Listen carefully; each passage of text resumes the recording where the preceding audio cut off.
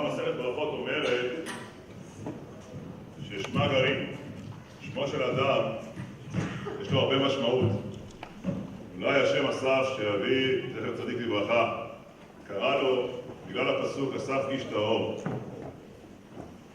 אבל אסף יודע לאסוף סביבו חבורה של אנשים מיוחדים.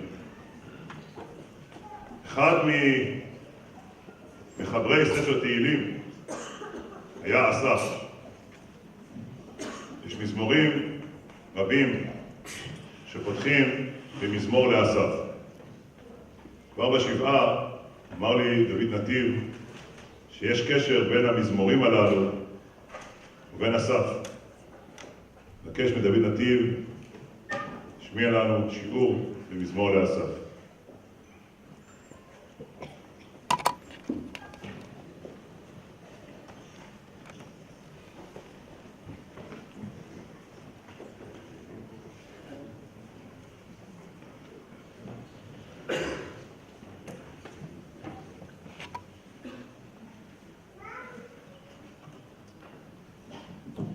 כמו כולם, הייתי שותף לתפילות הרבות על רפואתו של אסף שלנו. אני צריך עדיין יום יום בתפילת רפאנו להתאמץ כדי להשמיט את אסף בן לאה ברשימת האנשים שאני ממשיך להתפלל עליהם יום ביום. כך אני מוצא את עצמי נזכר עוד באסף יום יום מלבד זיכרונות אחרים. פרקי התהילים שאסף חיבר אותם הם 12 במספר מתוך 150 פרקי תהילים שאנחנו מכירים, והפרקים הללו שאני הוגה בהם שוב ושוב, מכל פעם עולים קווים באישיותו של אסף שלנו. פרקי התהילים התחברו על ידי מחברים שונים בהקשרים שונים, ואחת החידות המעניינות בספר הזה הוא הסדר של הפרקים בתוך הספר והחיבור שלהם יחד. אין ספק שברמה הבסיסית הרעיון המרכזי הוא דברי תפילה, דברי תהילה, עמידת האדם נוכח השם בכל עת ובכל מצב. זהו המכנה המשותף הרחב ביותר של פרקי התהילים, וזה גם סוד חיבורם יחד בכלל מקבץ אחד גדול.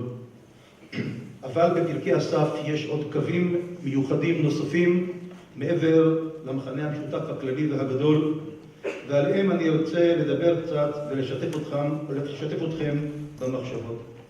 תוך כדי דיבור כאן, כשבאתי תפילת מנחה, פתאום אמרתי בוא רגע נבדוק מה כתוב בכותרות של הפרקים הללו. אז יש מקבץ, מזמור לאסף, מזמור לאסף שיר מזמור לאסף, משכיל לאסף. אלה הכותרות שמופיעות בפרקי אסף. דומני שלאחר ששמענו את הדברים שנאמרו עד כה וכולנו מכירים, מזמור לאסף שיר מזמור לאסף ומשכיל לאסף.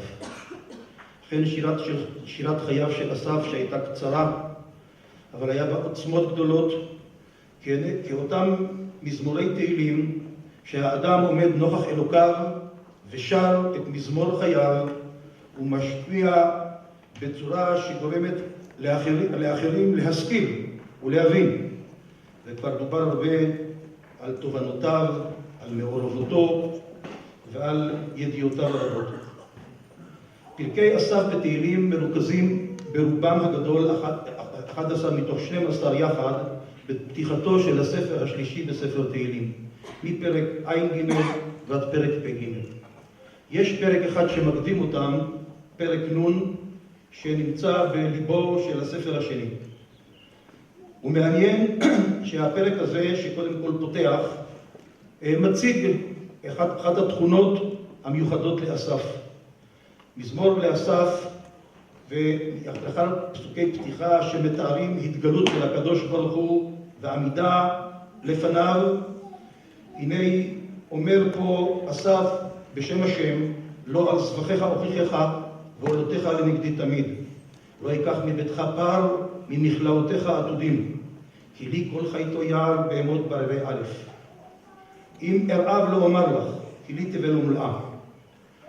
זבח לאלוהים תודה ושלם לעילון נדריך, וקראני ביום צרה, החלצך ותכבדני.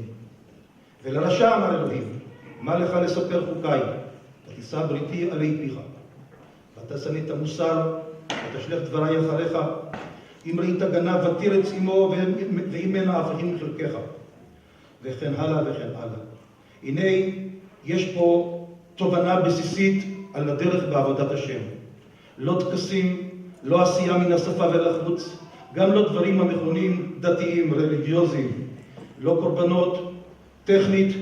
יש חשיבות לכל הדברים בתנאי שהם מצטרפים לשלמות גדולה, לתובנה מוסרית גבוהה, שהם נובעים מן העומק הגדול של האישיות פנימה.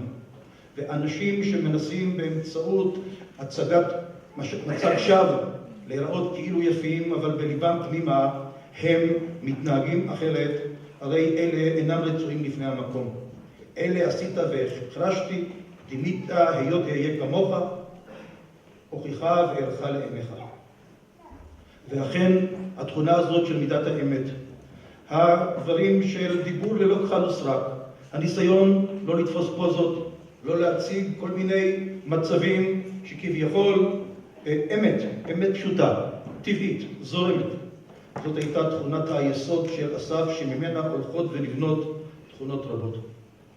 פרקי אסף האחרים עוסקים במצבים שונים בחיי האדם. האדם הפרטי והאומה כולה. באמת הפרקים מעורבים אלו מאלו.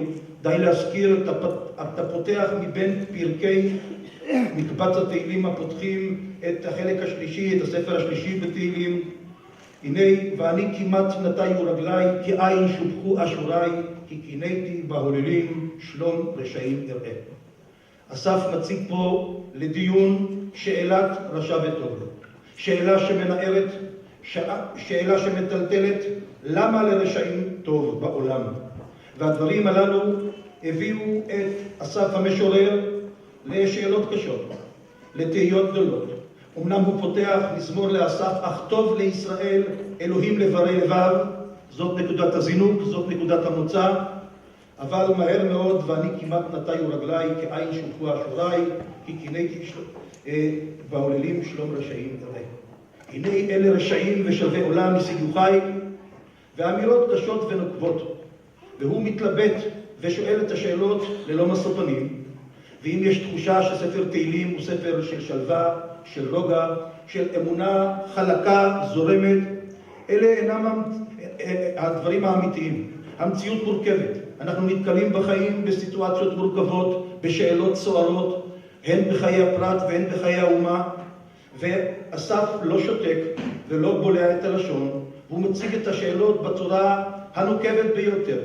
נכון שקו הסיום של אסף גם בפרק הזה, ואני בער ולא אבין, בער ולא אדע, בהמות הייתי עמך, ואני תמיד עמך, אחזת ביד ימיני, בעצתך תנחני, ואחר כבוד תיקחני.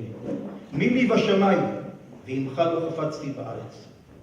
הנה כאן תחושתו של אסף בסופו של יום, ואני קרבת אלוהים לי טוב, שדתי באדוני אלוהים מחסי, לספר כל מעל אורחותיך. כך הוא פותח, אלוהים לברי לבב, אך טוב לישראל, וכך גם הוא מסיים, ואני קרבת אלוהים לי טוב. אכן נקודת הזינוק ונקודת המוצא ונקודת הסיום, בסופו של דבר מתנגדות, אבל בתווך צריך לברר, צריך לשאול, צריך לא להשאיר את הדברים מחוספסים. כפי שאנחנו נוהגים לומר, אמת ואמונה. אמת צומחת על בסיס אמת, אפשר להצמיח אמונה. אין אמונה ללא אמת. אמונה שלא שואלים בה, לא משכילים, לא מבררים, לא תביא אותנו לאמת צרופה. וכך גם בפרק האחרון בחבורה הזאת, פרק שמוכר יותר, שיר מזמור לאסף. פרק פ"ג, אלוהים, אל דומי לך, אל תחרש ואל תשקוט אל, כי הנה אויביך יהמיון, ומשנאיך נשאו ראש, על עמך יערימו סוד והתייעצו על צפוניך. אמרו לכו ונכחידם מגוי, ולא ייזכר שם ישראל עוד.